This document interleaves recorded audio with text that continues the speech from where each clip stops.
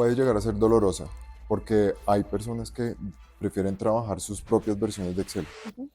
Pero hoy la tecnología afortunadamente permite facilitar muchos procesos y que la tecnología además dice la última actualización del estándar es esta. Las compañías menos maduras e incluso las más maduras están enfrentándose a un proceso de reporte que puede ser pues más robusto o con mayores requerimientos. Si tú estás buscando apalancamiento, si tú estás buscando financiación, si tú estás buscando llegar a ciertos mercados, el reporte es tu principal ejercicio de comunicación, no solo de qué hiciste, sino de para dónde vas. El reporte finalmente es un ejercicio de gestión de información que debería estar vivo durante todo el año, no debería ser simplemente pues, un PDF.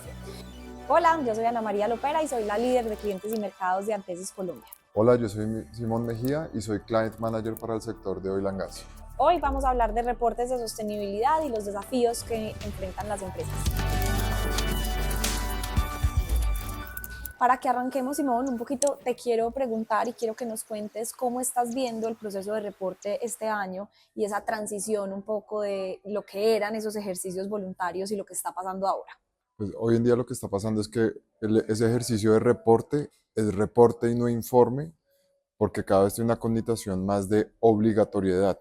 Ujú. Los reguladores en distintos países, los mercados, los inversionistas, los compradores están llevando a las empresas a que cada vez más tengan que ser muy explícitos en la información que le comunican a sus grupos de interés y de una forma muy específica.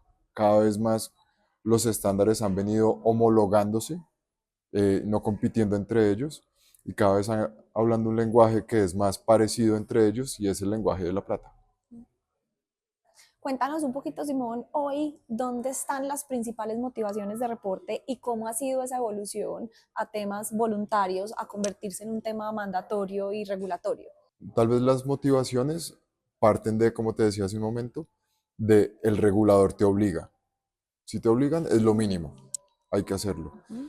Lo siguiente es, los inversionistas están buscando un lenguaje común para entender las compañías. Y los mismos mercados, no solo de valores, sino el mercado petrolero, en el caso del sector en el que yo me muevo, buscan también como cierto due diligence o Ujú. conocer mejor cómo se conocen los barriles o el gas que están comprando. Eso como motivación. Pero cada vez más se están moviendo a hablar un lenguaje común, como te decía, que es el que viene dictando la IFRS, Ujú. que es un lenguaje más no solo de la plata, sino contable. Y las prácticas de sostenibilidad han venido migrando y la IFRS ha venido adoptando estándares ambientales, de gobernanza, de gestión de riesgos, para que todos estos grupos de interés que hemos venido mencionando hablen el mismo idioma. Y las compañías pues tienen que acomodarse a, a ese esquema de reporte. Con eso podríamos mencionar que los reportes hacen, digamos que el rol también de un diagnóstico de la compañía. Digamos que tienen esa importancia de divulgar los grandes resultados del año, los hallazgos, los desafíos, pero hoy se está tomando también como un diagnóstico de qué está pasando y hacia dónde voy y dónde tengo tal vez mis principales oportunidades. Yo diría que más que un diagnóstico se convierte es como en una bitácora, Ujú. de en ese viaje que hacen las compañías hacia cumplir con unos objetivos estratégicos de unos plazos además muy largos. Se ponen metas 2050, 2040 Ujú. y cada reporte es cómo van en ese viaje, Ujú. porque las compañías pues toman estos lenguajes de la plata y de IFRS que hablábamos hace un momento y lo traducen en, a la luz de su materialidad y de mi estrategia, cómo voy yo avanzando en ese viaje. Y en ese viaje, digamos que a la luz de la materialidad empiezan a identificar impactos. ¿Cómo estoy impactando y cómo me veo yo impactado? ¿Qué riesgos tengo de impactar o de que me vea impactado a la luz de unos asuntos materiales? ¿Y qué oportunidades tengo a la hora de tomar, digamos, de Decisiones. desarrollar mi actividad y que lo pueda hacer de una manera más sostenible, más eficiente, menos costosa, etcétera? ¿Sientes que hay tensiones a partir del aumento de la regulación y que las compañías están generando pues angustias internas y que sus procesos de reporte se están viendo, digamos que en un panorama más complejo por las aumento de necesidades y de requerimientos regulatorios? Totalmente. Y hay, digamos, una discusión que se está teniendo sobre todo en Europa, en el marco de la CSRD, que es como el benchmark y el estándar más exigente a la hora de hablar de reportes, y es que la discusión no solo va en las tensiones dentro de las compañías, sino Europa como mercado, qué tan competitivo puede seguir siendo en la medida en que suba cada vez más sus exigencias. Y no solo en lógica de reporte, sino por ejemplo de debida diligencia. Y para las compañías eso, la tensión empieza a ser qué tanto me impacta a mí. Si yo voy a vender un producto en Europa, pero yo lo produzco en Texas, lo produzco en Brasil, lo produzco en Guyana, Ujú. si de verdad vale la pena empezar a cumplir con una regulación muy exigente y qué tanto afecta en esos sitios remotos en donde está operando. Ujú. Si sigue siendo atractivo como mercado. Y sí hay compañías que han venido teniendo tensiones. Eso en el, digamos, por el lado regulatorio, pero por el lado de los estándares, siguen habiendo muchos que la IFRS ha venido adoptando y que el regulador está hablando el lenguaje de IFRS, pero viene pasando que también hay un montón de estándares que, como son estándares para, en general, para un mercado enorme de sectores, hay compañías que dicen, yo tal vez ya no quiero cumplir con este, o Ujú. ya no quiero ser parte de estas discusiones porque no entiende mi negocio, no entiende la actividad a la que yo me dedico. Y en el caso de la industria de hidrocarburos, eh, los han venido, digamos, marginando de cierto tipo de discusiones, para no hablar de estándares, de cierto tipo de discusiones por la naturaleza de su operación. Simón, en el marco de eso que nos estás contando, estamos como en el huracán de la gestión de información a partir de estándares, de iniciativas, de normativas, de múltiples frentes. Hablarnos un poquito de IFRS, sobre todo, pues que hoy las compañías menos maduras e incluso las más maduras están enfrentándose a un proceso de reporte que puede ser pues más robusto o con mayores requerimientos. Háblanos un poquitico de IFRS. Yo creería que las compañías menos maduras son las que tienen una gran ventaja, Ujú. son las que pueden empezar a sumarse, a ahorrarse una curva de aprendizaje que puede llegar a ser dolorosa, porque en las compañías más maduras que vienen haciendo ejercicios anuales de reporte, pues cada vez más, por ejemplo, las áreas de sostenibilidad han tenido que ir a sus áreas de riesgos explíqueme entonces cómo organizamos la materialidad y que se hable con los riesgos. Y hoy hay un tercer actor que son las áreas de finanzas y las áreas de contabilidad, a la que hay que decirle, tenemos que poner esto en lenguaje plata, hay que monetizarlo. Entonces viene siendo una conversación que además puede ser frustrante. Ujú.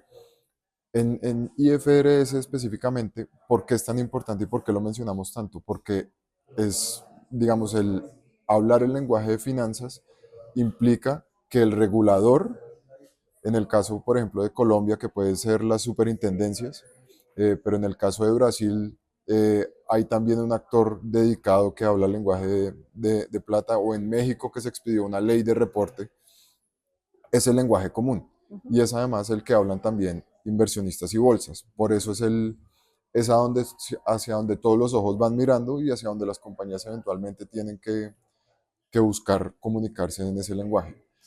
Yo no diría que es una época de huracán, sino que es el momento clave de una conversación que se tiene en las empresas, Ujú. porque no es solo que voy a reportar de lo que se hizo este año, sino que debería ser también a raíz de lo que reporto que debería ajustar el próximo año.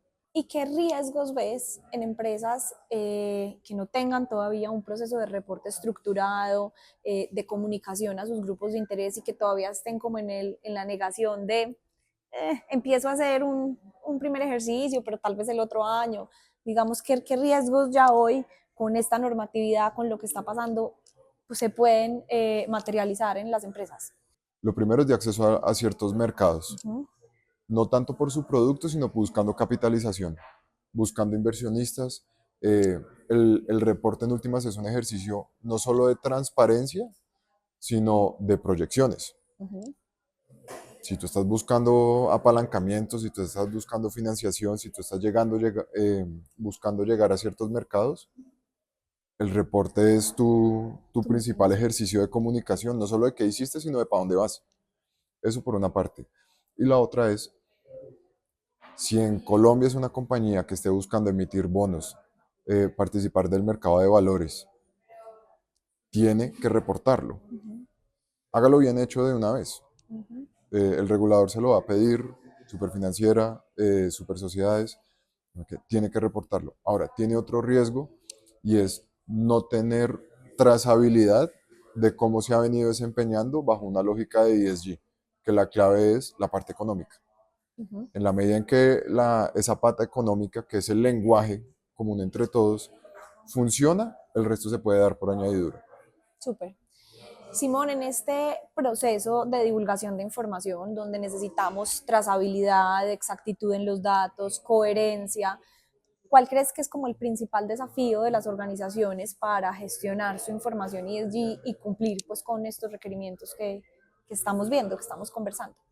En principio el de coherencia, de tener un hilo conductor de la información que reporta y ese se lo da la estrategia y de cómo todo se alinea para cumplir con esa estrategia y sus esfuerzos van a cumplir con ella. Eso por una parte, pero hay uno que es crítico y es cómo lo comunico. No es solo el PDF, no es solo tener un ladrillo de reporte de 300 páginas, sino qué canales tiene ese vehículo para para dar a conocer con sus grupos de interés lo que en verdad quiere contar. Ujú. No es solo tener el documento, es saber llegar a distintas audiencias por distintos medios. El reporte no es el documento, es un ejercicio mucho más amplio que en últimas le permite a la compañía comunicar su estrategia y cómo avanza hacia ella a todos los públicos de interés. Repito, en la industria de hidrocarburos son reguladores, comunidades, autoridades, su mercado. Hay un Sí. montón de grupos de interés que deberían tener acceso a esa información en la medida en que la sabe recibir. Video, documento, comunicados, en fin. Simón, con esta conversación un poco deberíamos sembrar en las organizaciones esa semilla de el reporte finalmente es un ejercicio de gestión de información que debería estar vivo durante todo el año, no debería ser simplemente como lo acabas de mencionar, pues un PDF. Y para eso, pues lo mencionaste, comunicados, etcétera, incluso tableros de analítica que incluyan, por ejemplo, información que uno comparta a sus grupos de interés de manera continua y que actualice los datos. Claro, porque además es un ejercicio que se hace a partir de distintas áreas. Todo el mundo tiene que aportar a ese ejercicio de reporte y debería además ver también cierto feedback del ejercicio de reportar. Ya hemos hablado de comunicaciones, riesgos, sostenibilidad, operaciones, finanzas. Hay un montón de áreas involucradas que por eso empiezan a reportar 2025. Estas conversaciones se empiezan a tener en octubre y se publican en marzo más o menos cuando hay juntas que hacen cierre de años fiscales, etcétera. Ese día debería empezar la conversación del 2026. No solo qué voy a reportar, sino de fondo qué estamos haciendo, qué tan sostenibles somos, a quién le está llegando mi información, qué información le está llegando, la estoy comunicando como debería, estoy cumpliendo con lo que me pide la regulación, eso es lo primero, pero después estoy alineado con mi estrategia, qué tanto me estoy desviando, qué tanto debería ajustar esa estrategia también. Por eso el ejercicio de reporte es una conversación anual, no es un hito a la hora de la publicación de un documento. Finalmente, Simón, para que cerremos, me gustaría que conversáramos un poquito sobre el proceso de dar el paso, de tener la información en Exceles, en múltiples equipos, en múltiples áreas, en múltiples manos, a realmente tener un sistema que se gestione la información, que permita tener todo en un mismo lugar, que permita analizar los datos, tomar decisiones y comunicar de manera adecuada. ¿Cómo lo ves desde las compañías con las que tú trabajas en el día a día? Esa transición de ese proceso. Puede llegar a ser dolorosa porque hay personas que prefieren trabajar sus propias versiones de Excel, Uh -huh. pero hoy la tecnología afortunadamente permite facilitar muchos procesos, hablar un lenguaje que las áreas entiendan y que sea eso lo que tienen que cumplir y que la tecnología además dice la última actualización del estándar es esta, lo último que te pide el regulador es esto, de manera que todos debemos cumplir con eso y homologar entre, ya ni siquiera hablemos solo de áreas, entre por ejemplo empresas, casas matrices con sus filiales, unificar medidas, cuando hay unos que hablan de megalitros de agua y otros que hablan de hectolitros. Tener todos un lenguaje común facilita un montón una estructura de reporte y la tecnología es el habilitador de eso. No solo para hacer suma de cifras, porque no es solo suma de cifras, es todos poder llegar a entender los mismos términos para que todos reportemos, pero para que unifiquemos todos el mismo reporte, para que una casa matriz que tiene filiales en diferentes segmentos, en particular de la cadena de hidrocarburos, pueda, por ejemplo, empezar a tener reportes estandarizados, un solo reporte, y que cada uno tenga también claro cómo aporta ese reporte y su propio reporte. Súper, muchas gracias.